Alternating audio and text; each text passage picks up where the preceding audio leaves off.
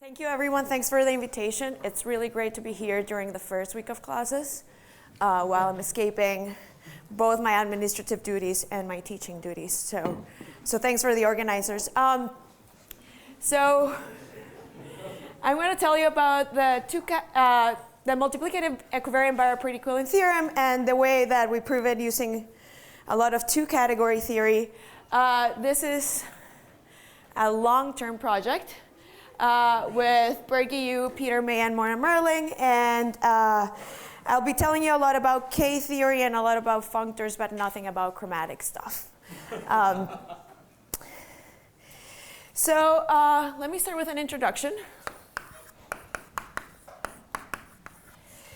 So the classical Barratt equivalent theorem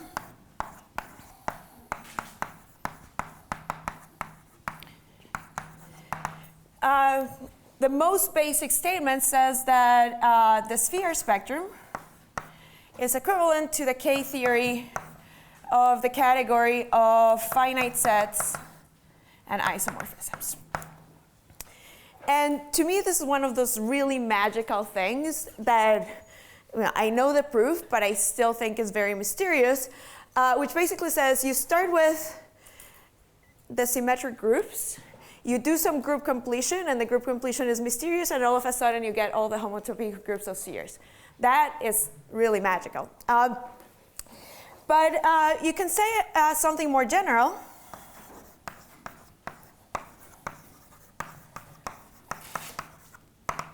So if you give me a space X on base space, you take the suspension spectrum, and the Barratt equivalent theorem says that this is equivalent to, I'm going to write something and then I'll explain it, EC of X. See if I figure this out. Where C of X is the E infinity, let me say free, E infinity space on X. And how do you construct this? Maybe you have your favorite E infinity operand and you just take the free algebra over that E infinity operand. And once you have an E infinity space, it has an associated spectrum. So E of Cx is the associated spectrum.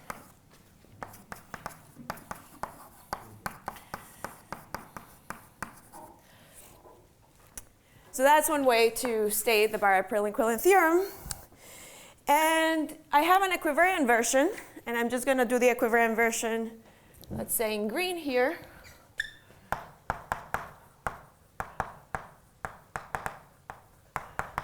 And all I have to do is put a bunch of G's everywhere in order for this to be true. So if G is going to be some finite set, so I put G here, and I put some G here, and I put a G over here, and a G over here, and a G over here, everything is true. And I haven't told you anything. I have to tell you a little bit more what I mean by anything of this. So when I'm working with G spectra, I mean genuine G spectra. So I want all the transfers. And for this to be true at this level, what I'm doing is I'm doing E infinity G space, and what I mean by that, again, is the genuine kind. So I have a genuine E infinity operand, and then I get a genuine G spectrum out of all of this. So all of this is true.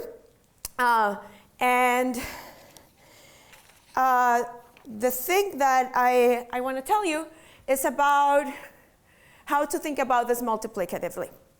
So what do I mean by that?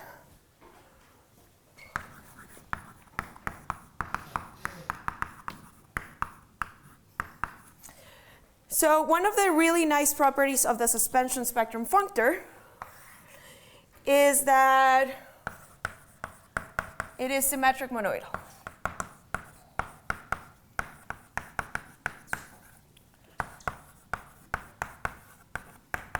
It's actually strong symmetric monoidal.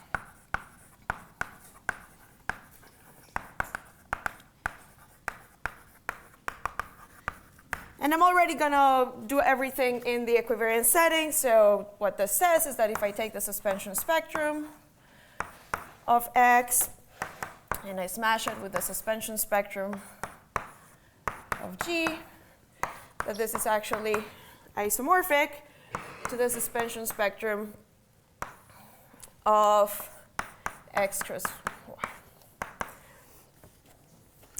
And anytime that you have it doesn't have to be strong, but anytime that you have a lax symmetric monoidal functor, you like it because then you can change enrichment, right? So if you have a category enriched in spaces, then you can get a category enriched in spectra, and that is always really great.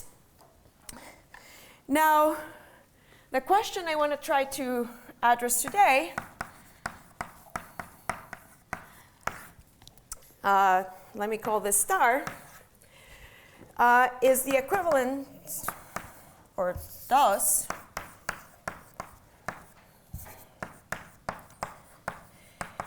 the equivalence in star respect the multiplicative structure.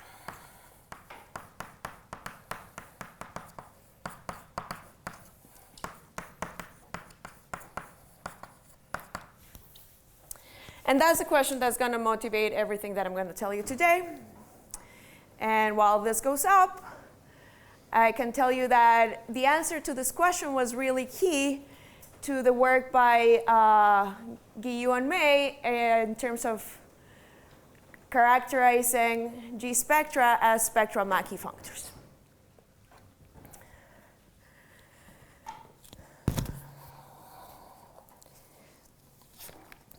So now we're on to part 2 of this talk, where I want to tell you a little bit about the categorical input.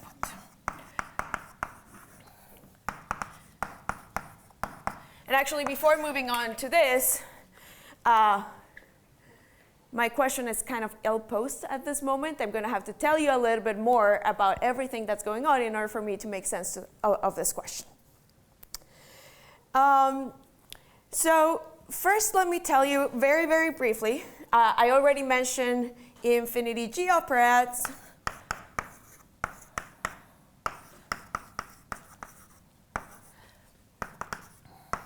In G spaces.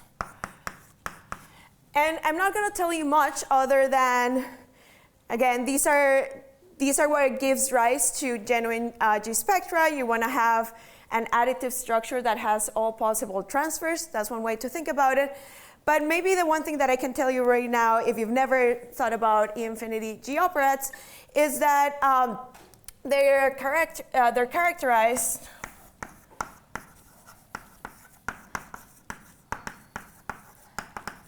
in terms of fixed points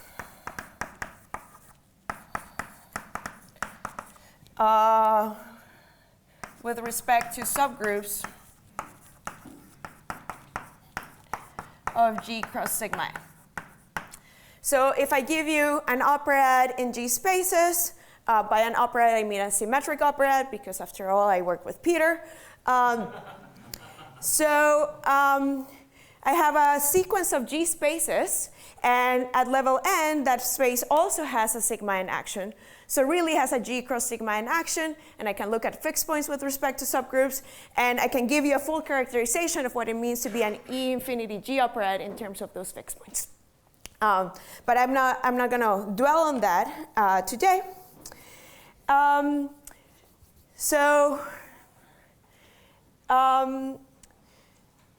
Today, I'm going to work with something that I'm going to call GCAT. And this is not necessarily what you think it means. So this is the category. I'm going to put secretly here 2 category of categories internal to G top. So what that means is that I have an object that is not just a set, it's actually a G space. So I have a G action and I have a topology on my objects, and I also have a G action and a topology of my collection of morphisms, of course, I have two things that embed into my category GCAT. So GTOP embeds into GCAT discretely.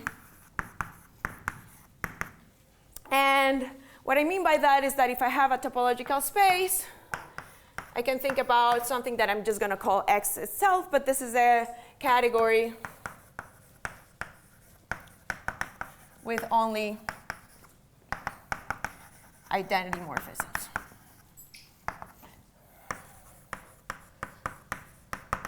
And I'm putting identity in quotation marks because I'm doing this internally. So what I really mean is that I have the internal category where my G space of objects is X, and my G space of morphisms is X as well. So you really only have one morphism between a point and itself, if you sort of think discretely. And I'm not going to write this down, but I also, if I have G categories in the what you might think the most usual sense in which you don't have a topology, they're also part of this with just the discrete topology. But I'm not going to be thinking much about those.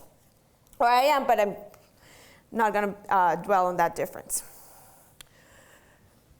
So here's a definition. A categorical E infinity G operad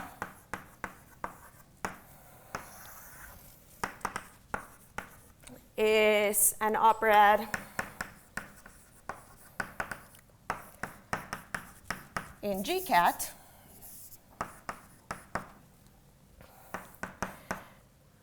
let's put an O here, let's call it P, such that when I take the classifying space of P, this is E infinity G operad in spaces. And what I mean by the classifying space of a G category is whatever you think it should mean. So I have an internal, a category internal to GTOP, so I have a nerve that is actually a simplicial G space, and then I can take the geometric realization of that and get a G space itself.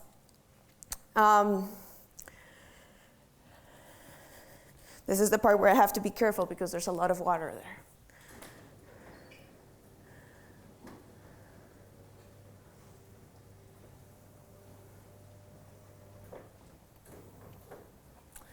So let me give you a couple of examples of categorical E infinity G operads. One is not going to be very exciting, but the other one I think is really cool. So one example is if P is an E infinity G operad in top, then it is also one in GCAT. When I think about that embedding over there, and the reason is because if you start with a G space, you think about it discretely as a G category, and you take the geometric realization, you get the same thing back. So there's nothing very deep going on there. And it turns out that for the kind of work that I'm going to keep telling you about in the talk today, these ones are not really that interesting. The more interesting operads are the ones that are actually being built sort of like as categories.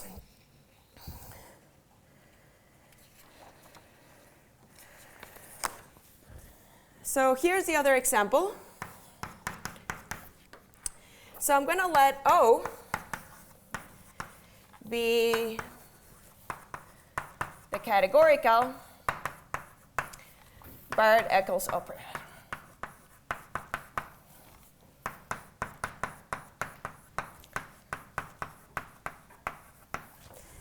So what is this? At level J, this is just given by what I'm going to call sigma j tilde. And so this is a category. And by category, I just mean regular category. There's no topology inside. So the objects are just given by sigma j. And the morphisms, and this is what the tilde means exactly one morphism between any two objects.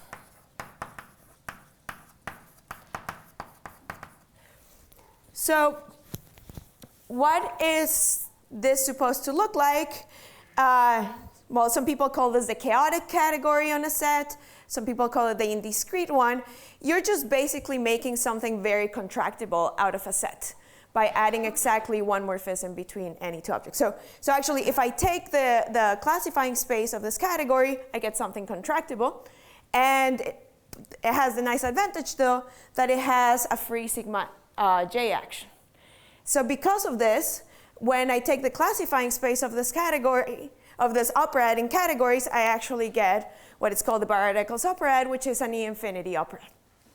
So this is where the name comes from. And one important remark about this operad before, this is still not the full example because I'm not in G categories yet, but algebras over O are precisely permutative categories.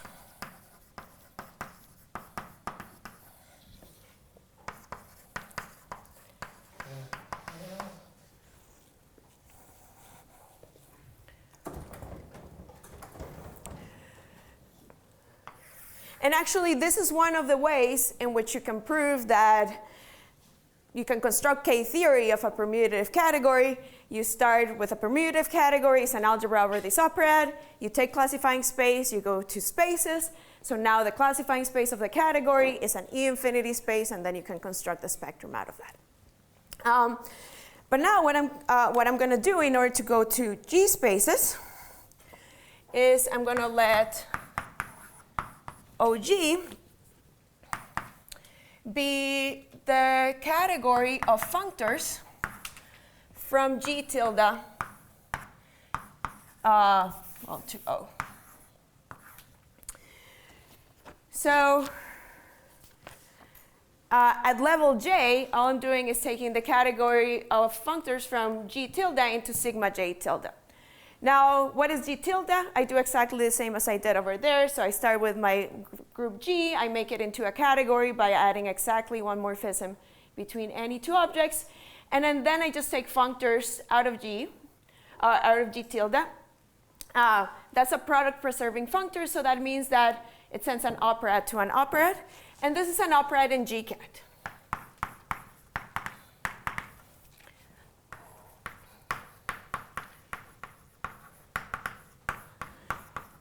And notice that is the kind of operad in GCAT that has discrete topology.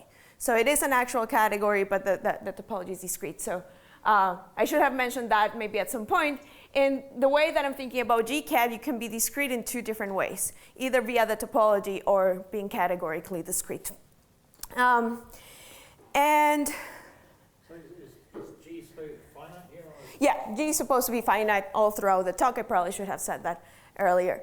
And the way that this, notice that there's no G action on O, but there's a G action here, so that I get a G action on the category of functors just via conjugation or just precomposition. And so there's a theorem of my collaborators without me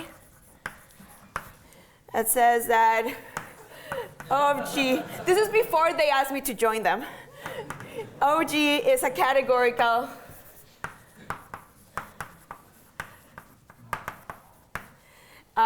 E-infinity G operad.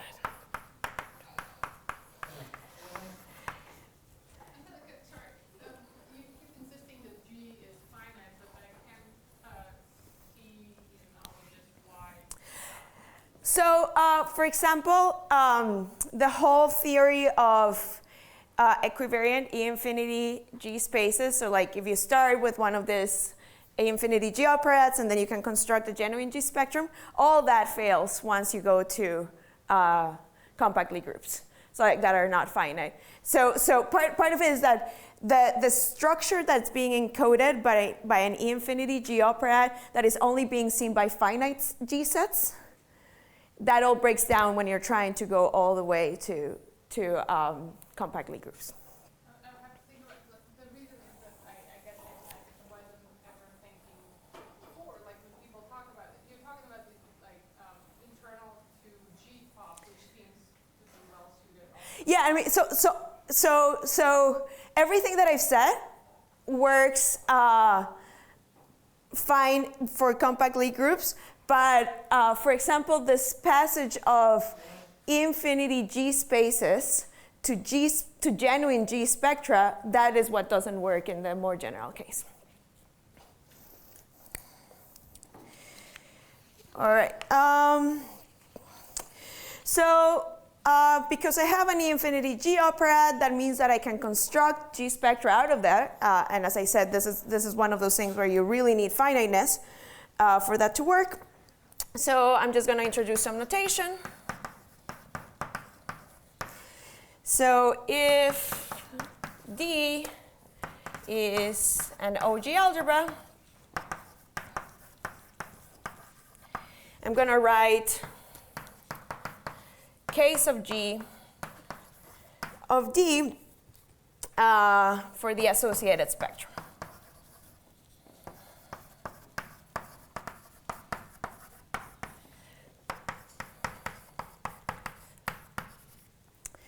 And this K sub G is supposed to be telling you something like K theory. And we should really be thinking of OG algebras as an analog of permutative categories, but now in the equivariant setting. So calling this K theory makes sense in that regard. All right, I'm writing really big, and I'm going to run out of boards pretty soon. But let's go here. So now that I've set up this categorical input, I can give you a model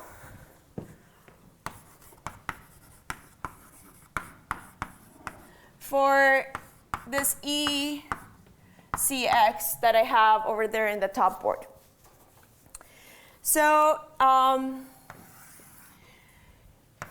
if I have X a G space, I can think about it as a G category using my embedding over there, so discretely in the categorical sense. And then I can take the free OG algebra on X. So let me define this as, well, anytime that you have an operand, you can define the free algebra on the operand. This is the disjoint union over n greater or equal to 0 of OG at level n, product over sigma n with xn. So this is how you construct the monad for associated to an operand, and that's what we do here. So this is the free algebra.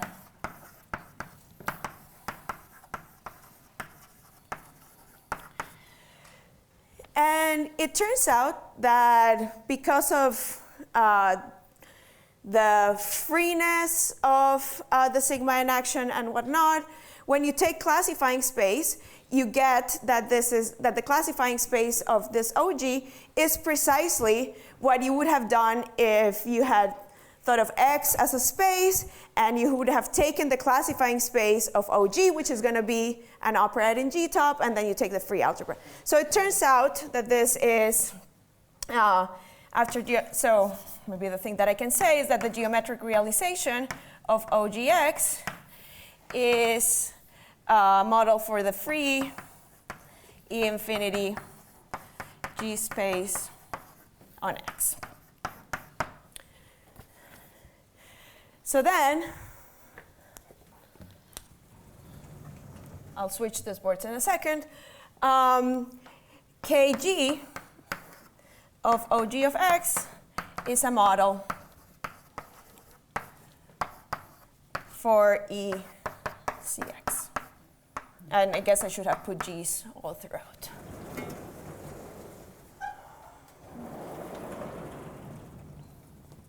So that's the right-hand side on the Barratt pre-equivalent equivalence. And now I can make my question more precise.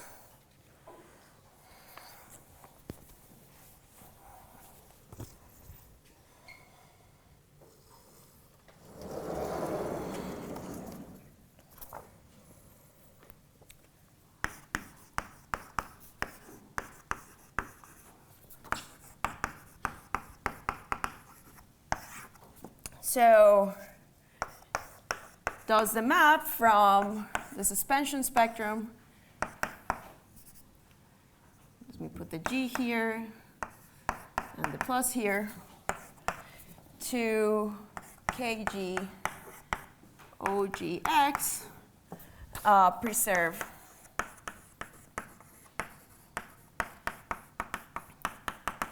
multiplicative structure.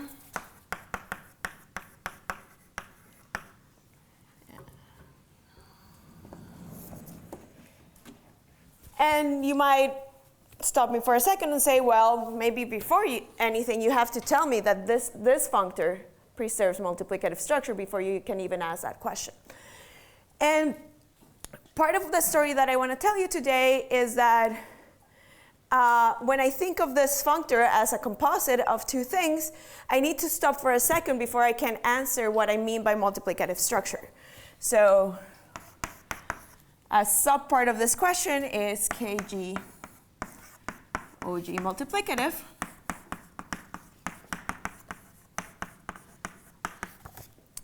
And when I think about this functor as a composite, well, I'm going from G top to G cat via OG. And actually, it's not G cat. It is G cat, but more precisely is OG algebras. And then from there, I'm going to G spectrum via KG. So the part of the question is, well, is this composite multiplicative? And if I think about the whole composite, I can talk about symmetric monoidal structures. I can ask whether this functor is lax monoidal, strong monoidal, and so on. But when I think about it as a composite, I need to ask myself, well, is there a symmetric monoidal structure in this gadget over here? And the answer is, well, sort of, but not quite, depending on like how higher categorical are you willing to think. So I'm going to tell you a little bit about that.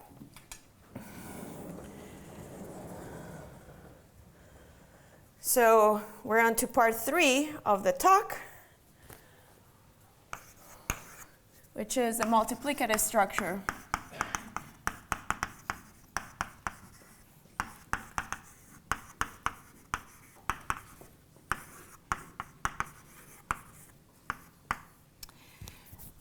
The multiplicative structure in OG algebras. So let me pause for a second and say the following, right? So I started in the land of G categories, and then I have an operand in this category of G categories.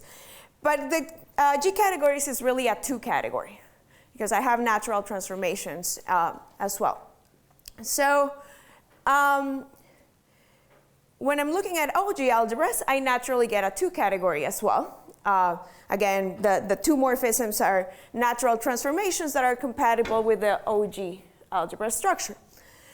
So when I talk about what it means for something to be multiplicative, I could ask myself, well, do I have a symmetric monoidal 2 category structure on that thing? And anyone who has heard me talk about before, you know that I love symmetric monoidal 2 categories, but I always complain about how complicated they are, and I don't want to go there.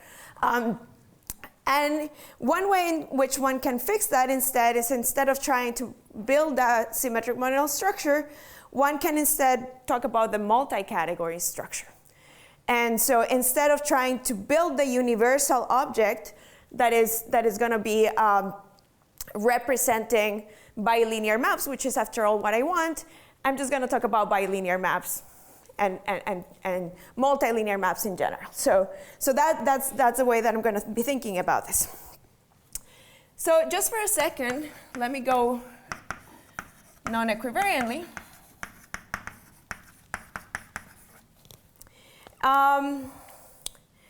So if C, D, and E are symmetric monadal categories,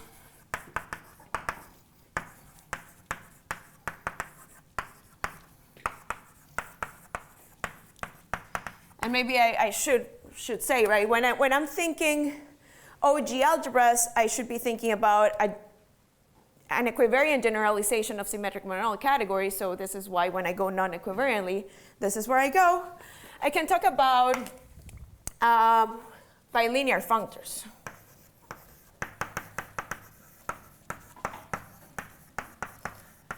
So bilinear functor is a functor from C cross D into E.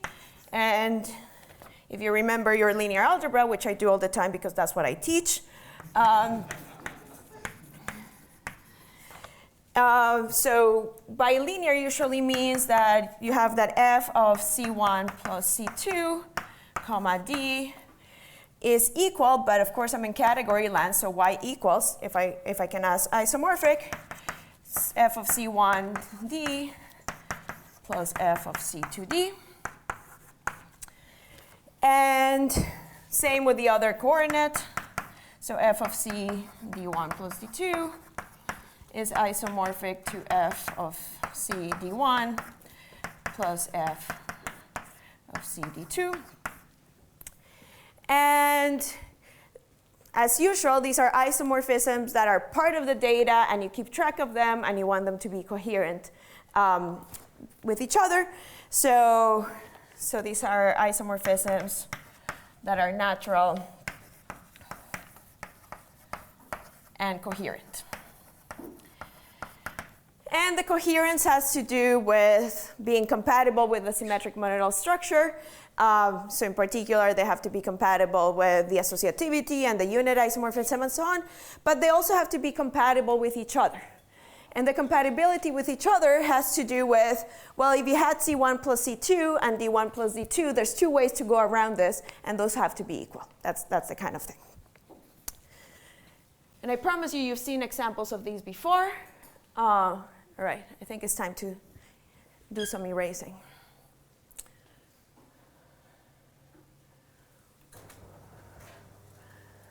So let me tell you about an example that you know, and then I'll write it down.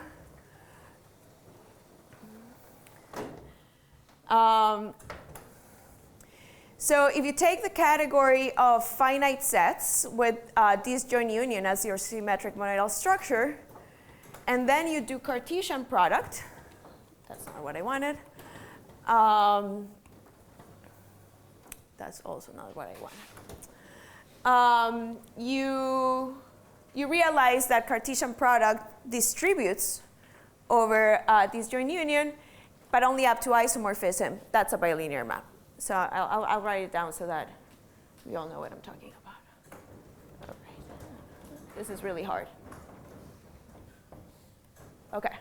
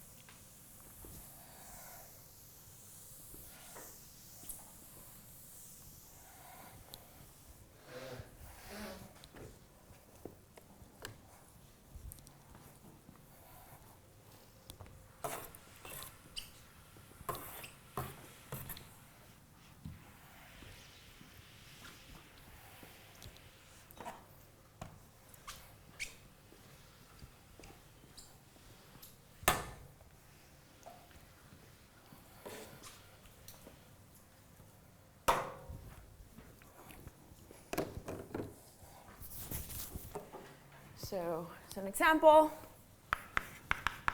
if you take finite sets with disjoint union, finite sets with disjoint union, and then you take the Cartesian product of finite sets. This is bilinear. So I defined for you bilinear maps, but there's no reason to stop with 2 inputs. I can define a k-linear map for any k. And in that case, you can see I'm going to have k isomorphisms, 1 for every variable, and they have to be compatible in a very specific way. So how do I generalize? So let me give you a definition. Let P be an operad in GCAT. And there's nothing special about GCAT other than this is a 2 category. I can do this in any 2 category. And I'm going to let C, D, and E be P algebras.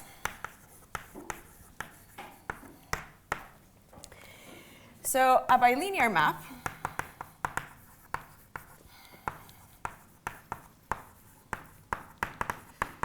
consists of, so I need a functor, a G functor, from C cross D into E.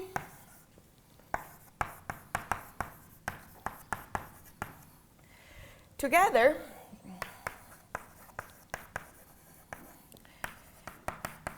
with G isomorphisms,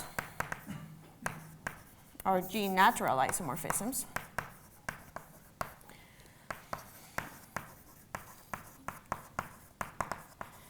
If I'm doing this in an arbitrary 2 category, this is just an arbitrary 1 cell, and this is an arbitrary 2 cell, or invertible 2 cell. And this is where I get to draw the fun diagram, and I'll explain in a second.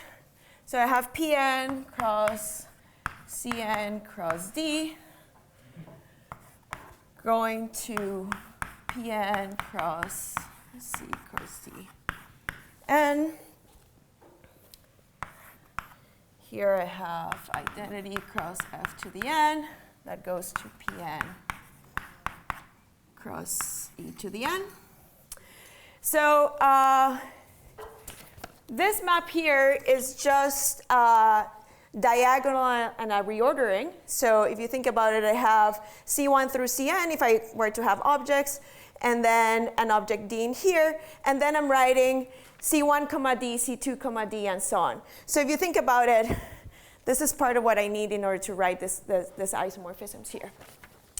Now, going down here, I have the Pn algebra structure, the P algebra structure in C, which is going to give me a map from Pn cross Cn into C. So this is theta times the identity if I decide to call the algebra structure theta. And here I have the algebra structure on E. And then I have F. And what I'm telling you is I have a natural isomorphism that goes between this, and I'm going to call it delta 1 n. So if this looks really strange to you, you should be thinking about that all I'm doing is writing this for an arbitrary operad, where I'm telling you I have an operation, an n-area operation, n inputs in C, 1 output in D. I'm sending this to the operation on the outputs in C. This is this bit over here. And then I apply F. Or I can take my operation and take these tuples, send them to F, and then do the operation. This is the other side of this equation over here. And then I'm saying there's an isomorphism between them.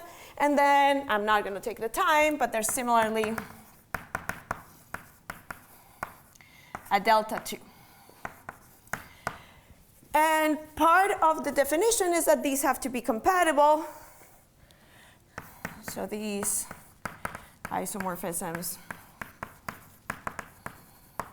are coherent with respect to the P algebra structure.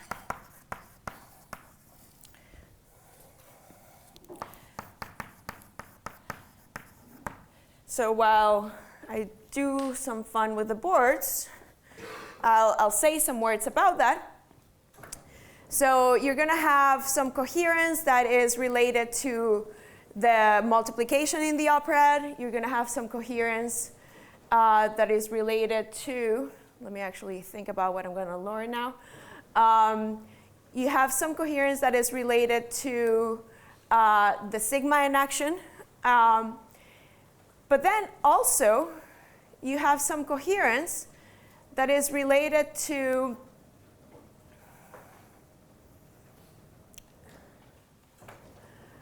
an interchange between delta 1 and delta 2. Yeah? The first top horizontal map. So if you were to have objects, it's doing nothing in the first coordinate. And in the second and third, if you have C1, imagine that n was equal to 2. So you have C1, C2, D. It sends it to C1, comma D, and C2, comma D.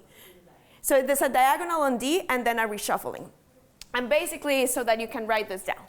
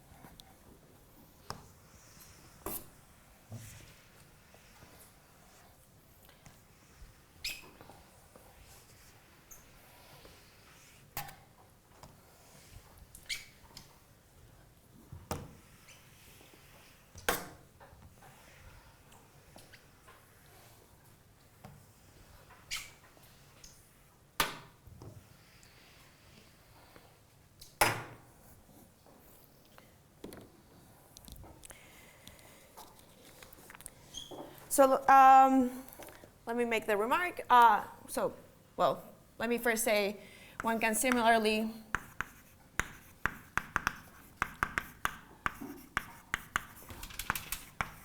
define k-linear maps.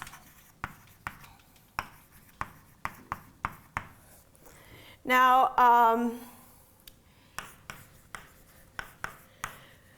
there's a condition that is the compatibility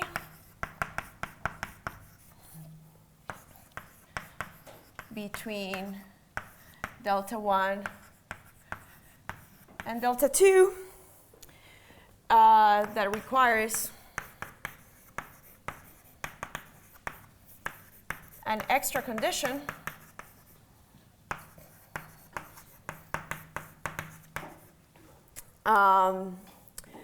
on the operaad P, which is called pseudo-commutativity.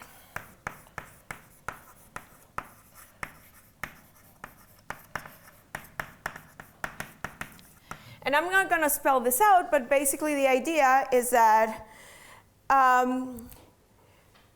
well, I can say something brief here.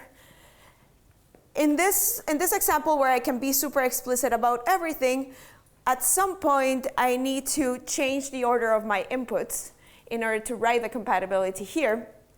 And that is what translates to this general condition here.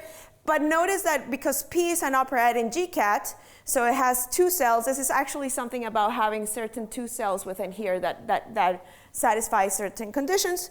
But one important thing to mention, so my Barratt equals operaad satisfies it. So all is good. So one of the theorems that I wanted to tell you about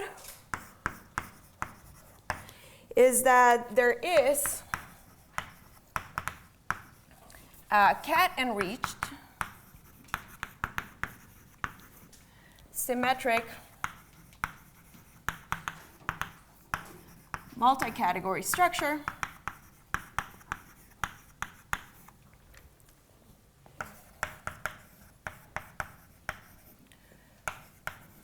on OG algebras. So I told you what the bilinear maps are, sort of. I told you I can define k-linear maps. So that's going to be the one level. So when I say cat enriched, I mean that I have my OG algebras, I have multilinear maps between them, but I also have natural transformations between those multilinear maps. And you can make all of this definition. One quick remark about this is that most of the work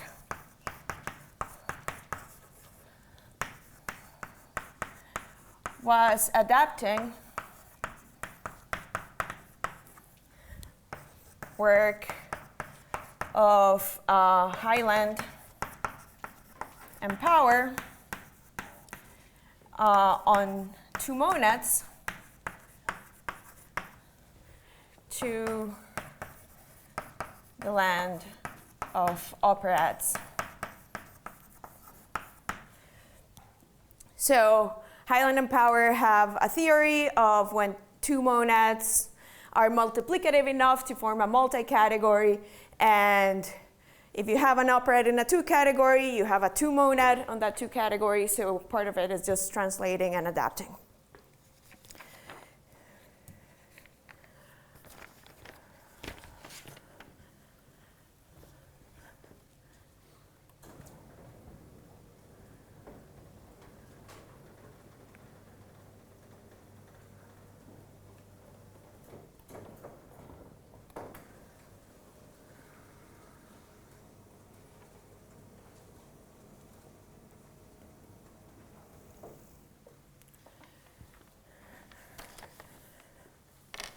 So now that I've built everything for you, I was looking for the eraser. I think now we understand the question, the way that it's rephrased, so I can actually give you the other theorem.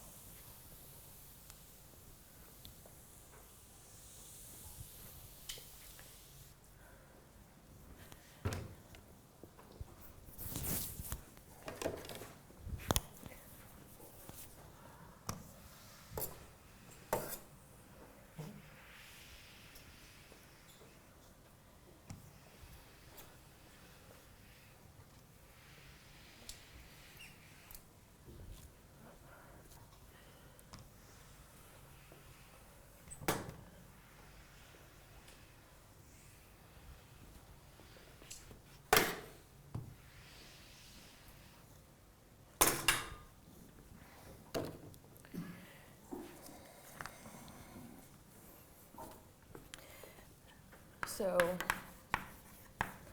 theorem.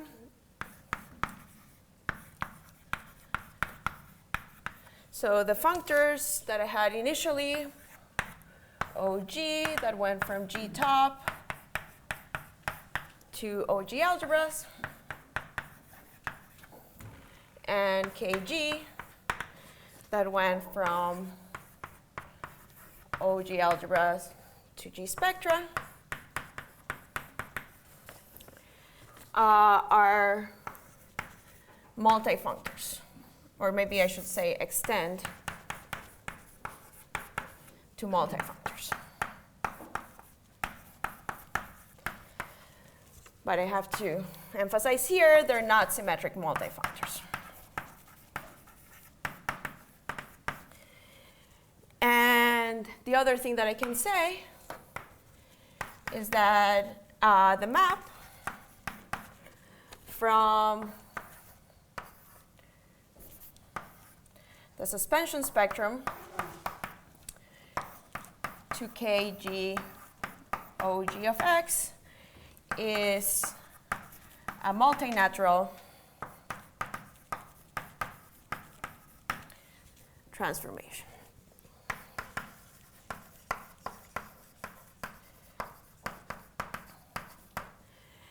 So let me say a couple of words. So I told you somewhat about the multi-category structure in OG algebras.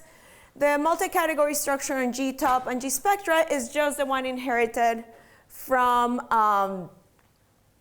their symmetric monoidal structures. Anytime that you have a symmetric monoidal structure, you can use the symmetric monoidal product to define a multi-category, so that's what I mean by these two. So ultimately, what we have is that the composite that I care about is a multifunctor, and once you have a multifunctor between multi-categories associated to symmetric monoidal structures, you know that that's at least lax monoidal. So this whole composite is lax monoidal, and then the fact that this is a multinatural transformation, I can just say by saying it's a lax natural transformation. It's the same concept. So that answers the question. I'll tell you something brief about the proof. And then I'll maybe make a comment about this non-symmetric bit here.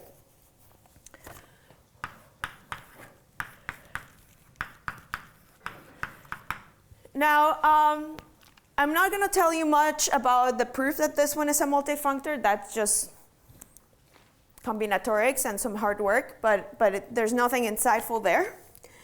For the other piece, part of what one has to do is figure out how to write the K-theory functor in a way that one can prove the theorem. So, because I only have about 5 minutes, I'm not going to explore much of this, but I'm just going to write things down. So I have the multi-category of OG algebras. I have the multi-category of DG algebras. So what is DG? If you've ever seen the categories of operators,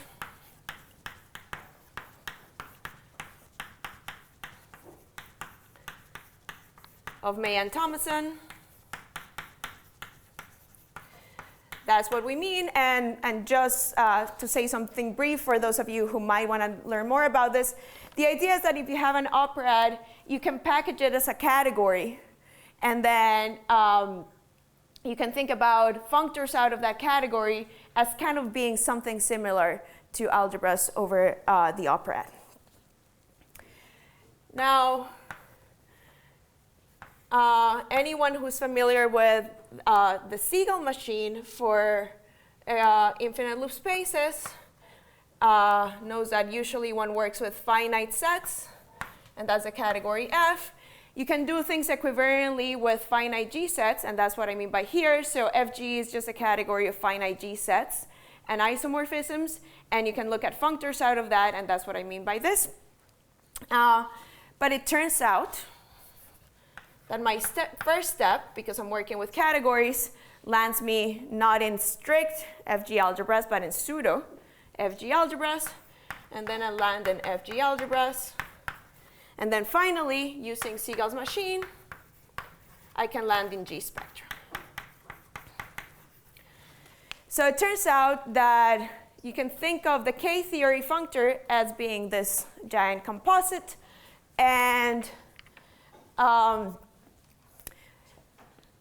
part of what's going on here is I have DG algebras, I have FG algebras, and DG has a map to FG, but it has a section, but the section is not completely strict, so when you pull back along that section, you end up in pseudo things. And then over here, you have to do some sort of strictification.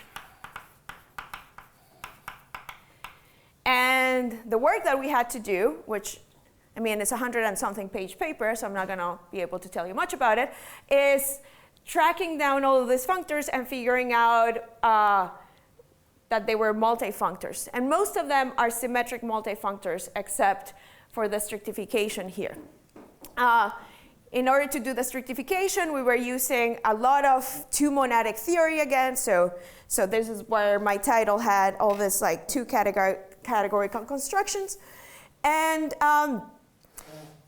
one very brief comment about this not symmetric. So if you don't care about this second part of the result, you might still want to know that this functor here, and actually that the whole composite is symmetric monoidal or a symmetric multifunctor, because you want to be able to preserve multiplicative structures, in particular E-infinity structures.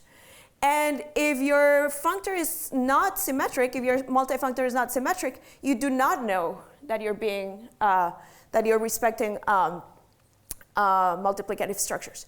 But it turns out that although it's not symmetric, it's symmetric up to a 2 cell. We have two isomorphisms here. So you would expect that that would be enough to be able to preserve E-infinity structures.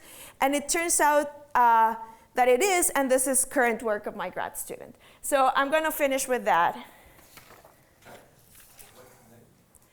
The name of the student is Diego, I'll write it down, Diego Manco Berrio. And it's work in progress. Yeah, all right.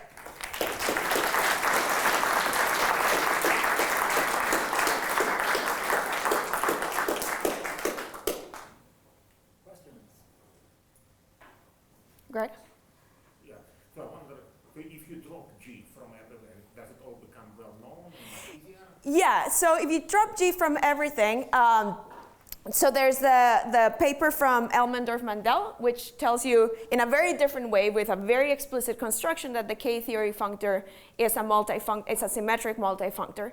And the problem with G is, well, that even defining what it means to be a permutative G category becomes complicated. So then, that's where working with operands become easier.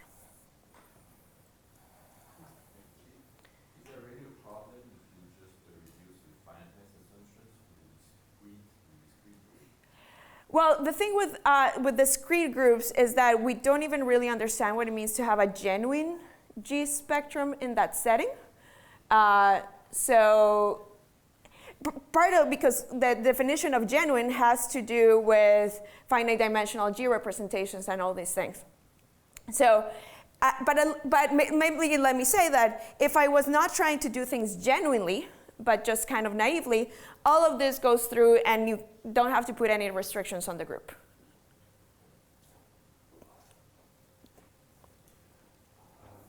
Is there a possibility to, for example, if we have a group and we look at the family of all the subgroups of our group G, is there a possibility to, let's say, assemble all these results into one, let's say, G function?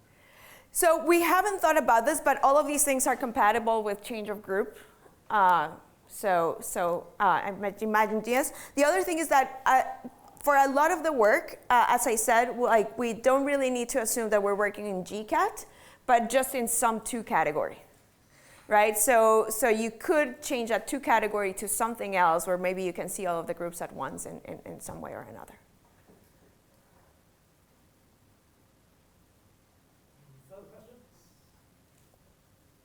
So we'll stop in a minute, and remember there's going to be the group photo outside, and because of the photo, we'll start a little bit later than the schedule says. We'll start again at 11:40.